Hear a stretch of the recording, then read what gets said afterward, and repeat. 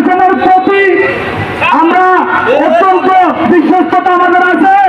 কারণ আপনারা জানেন অতীতে যত খুন হয়েছে প্রশাসন তাদের সার্বিক চেষ্টায় আসামিকে গ্রেফতার করেছে, কিন্তু দুর্ভাগ্যের বিষয় আমাদের এই ছাত্র নেতাকে আজকে প্রায় 72 ঘন্টা 3 দিনের কাছাকাছি হয়ে গেছে, এখনো আসামিকে আপনারা গ্রেফতার করতে পারেন না।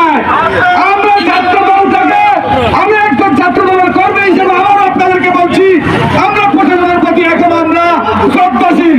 ওই শ্রদ্ধার জায়গাটা আপনারা ধরে রাখবেন।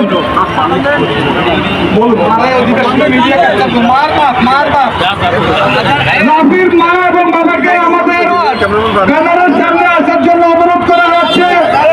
আমাদের নিহত ছাত্র নেতা নাফির মা এবং বাবাকে এই মানববন্ধনে আসেন, এই আমাদের ব্যানারের সামনে আসার জন্য অনুরোধ করা হচ্ছে।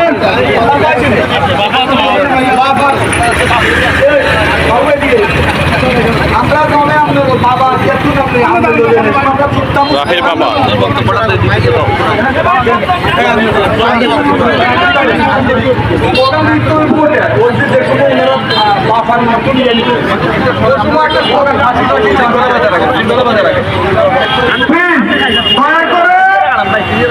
যারা আমার মিডিয়ার লোক ছাড়া ব্যানারের সামনে আসবেন না, কারণ সামনে যদি বেশি লোক হয়ে যায়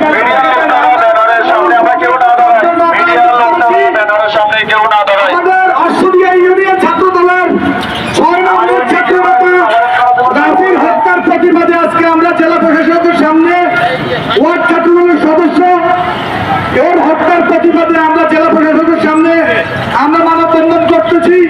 এই মানববন্ধনটা আমাদের যারা আজকে এখানে অশ্বরিয়া ইউনিয়নবাসী সর্বস্তরের জনগণ আমাদেরকে সাড়া দিয়েছে। সর্বপ্রথম আমার প্রান্তীয় সংগঠন বাংলাদেশ জাতীয়তাবাদী ছাত্র দল নোয়াখালী পৌর শাখার পক্ষ থেকে আমি সবার প্রতি কৃতজ্ঞতা পেশন করছি। আমাদের মূল এজেন্ডা হচ্ছে আজকে এর রাফিকে আপনারা সোশ্যাল মিডিয়ায় দেখেছেন, ওপেন তাকে হত্যা করা হয়েছে। ওপেন একদম সবাই দেখেছে। আমি কিন্তু একজন আইনের ছাত্র, একদম ওপেন নৃশংসভাবে তার যখন বুকে দিয়ে রক্ত যাইতেছে, আমি একজন ছাত্র দলের কর্মী হিসেবে আমি আমার লাইফে এটা দেখি নাই।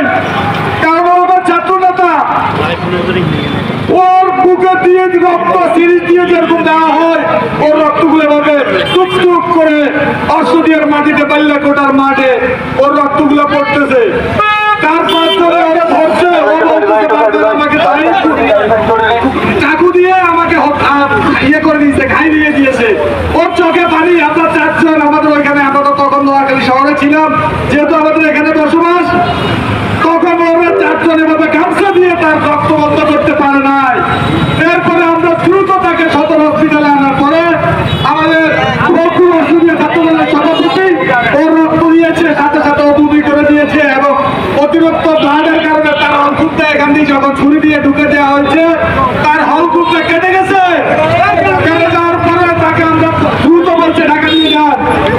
আমরা তাকে সকল প্রস্তুতি নিয়েছি ছাত্র দল থেকে, কিন্তু ও আর ওই হলকুপ কাটার কারণে অতিরিক্ত রক্তক্ষরণের কারণে ও সাথে সাথে নিহত হয়ে গেছে।